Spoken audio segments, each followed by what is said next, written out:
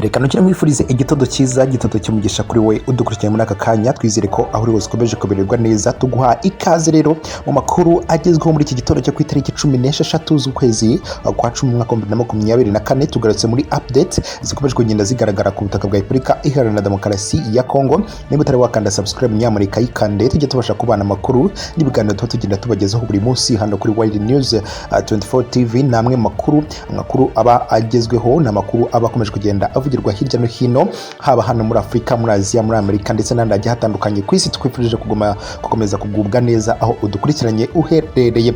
Makuru tubifitiye muri iki gitondo nuko ku kibuga cy'indege mpuzamahanga cya Goma hakomeje kugenda hagaragara ubwoba bukomeye cyane bufitwe n'igisirikare cya Repubulika Iharanira Demokarasi ya Kongo. Kugeza rero amaginganga ya ikibuga cy'indege makuru atugeraho nuko cyamagishije kugotwa ku buryo bukomeye n'intare za Sarambwe. Ibingibi rero byakomeje kugenda bihwiswa kenshi na kenshi bavuga ko ikibuga cy'indege cya Goma cyamajije kwinjirwamo n'intare za Sarambwe ndetse M23 ikaza kuzana na systeme ikomeye cyane igamije kuba yahagarika systeme igerekeranye na GPS y'ikibuga cy'indege ndetse ibyo byose byaje gucaho. Kugeza rero amaginganga ya ikibuga cy'indege cya Goma cyamajije kugotwa ku buryo bukomeye cyane. Kugeza amaginganga ya M23 bikaba biri kugenda bivuga ko yaba igiye kwigarura ikibuga cy'indege cya Goma. Amakuru rero yatugezeho muri iki gitondo nayo ngayo yavuga ko ikibuga cy'indege cya Goma cyamaje kugenda kigotwa n'intare za Sarambwe. Kugeza rero ubu ngubu nibikomeje kugenda bigaragara ku butaka bwa Repubulika Iharanira Demokarasi ya Kongo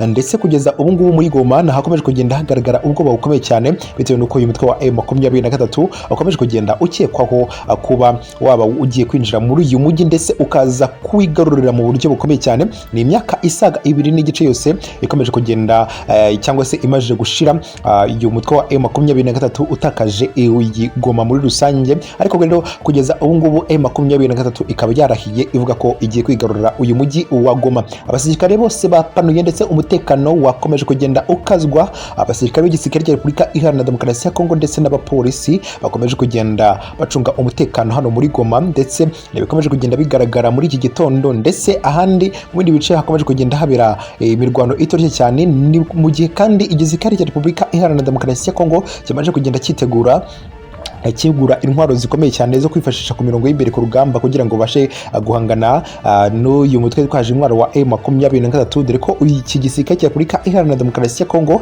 kiri gushyira imbaraga mu gisirikare, haba kongera intwaro, kongera imyitozo, kongera abasirikare. Ibyo byose rero bikaba bigamije kuba ari ukwisuganya kugira ngo bashe kurimbura burundu uyu mutwe wa M23 wananiranye burundu ku butaka bwa Repubulika Iharanira Demokarasi ya Kongo. Ku ruhande rwa M23 nayo yamajije kugenda yitegura ku buryo bukomeye cyane, aho rero kugeza ubu ngubu M23 bahamya ko ari umutwe witwaje intwaro ufite imbaraga karundura, imbaraga zikomeye cyane bitewe nuko igisirikare cya Repubulika Iharanira Demokarasi ya Kongo gikomeje kugenda gitsindwa ku mirongo y'imbere ku rugamba. Ibigi rero bikabahamywa n'abantu bakomeje kugenda babivuga bitewe nuko igisirikare cya Repubulika Iharanira Demokarasi ya Kongo gikomeje kugenda gishinjwa ko nta mbaraga zigifite bitewe nuko gikomeje kugenda gitsindwa n'uyu mutwe wa M23. Nako kandi rero umutwe wa M23 ukomeje kugenda uhereza gasopo iki gisirikare cya Repubulika Iharanira Demokarasi ya Kongo, kiyihereza gasopo kivuga ko cyangwa se uyu mutwe wa M23 uvuga ko kuba igisirikare cya Repubulika Iharanira Demokarasi ya Kongo gikomeje kugenda kigaba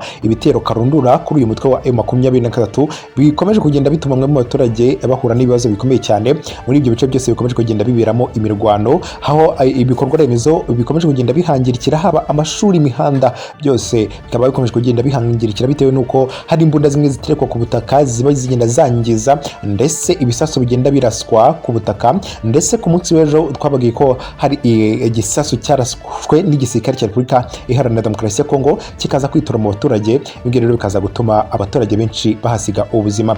Ni mu gihe kandi mu yandi makuru tubafitiye nuko Perezida Tshisekedi Tshilombo nawe akomeje kugenda ashyira imbaraga mu byerekeranye n'igisirikare cya n'igisirikare cya FARDC, aho rero akomeje kugenda ashyiramo imbaraga zikomeye cyane kugura intwaro zikomeye zo kwifashisha kugira ngo bashe kurimbura burundu uyu mutwe wa M23. dore ko igisirikare cya Repubulika Iharanira Demokarasi ya Kongo FARDC gifite abafatanyabikorwa harimo abawigina groupe ba Black Water, abacancuro bagiye b'abazungu bakometse mu bihugu bigiye bitandukanye, baje gufasha igisirikare cya Repubulika Iharanira Demokarasi ya Kongo mu kurwanya uyu mutwe wa M23, ariko nanone nubwo izo mbaraga zose zihuriza hamwe ntacyo zirimo ziratanga ku byerekeranye no kuba uyu mutwe wa M23 bawurimbura burundu kuri ubutaka bwa Repubulika Iharanira Demokarasi ya Kongo. Nshuti mukunzi dukurikirana, niba utari wakanda subscribe, nyamurika fata isegonda rimwe cyangwa abiri kandi subscribe tuye tubasha kubana amakuru menshi cyane tugenda tubategurira. Mwebwe mudukurikirana muraba agaciro gakomeye cyane kuri World News 24 TV. Reka ngushimire cyane ko twabanye muri aya makuru, turongera kubona amasaha ari imbere tubagezeho n'andi makuru ari buze kuza kuba agezweho ako kanya. Murakoze, mukomeze mugire ibihe byiza, mubane n'Imana, tuborane mu masaha ari imbere.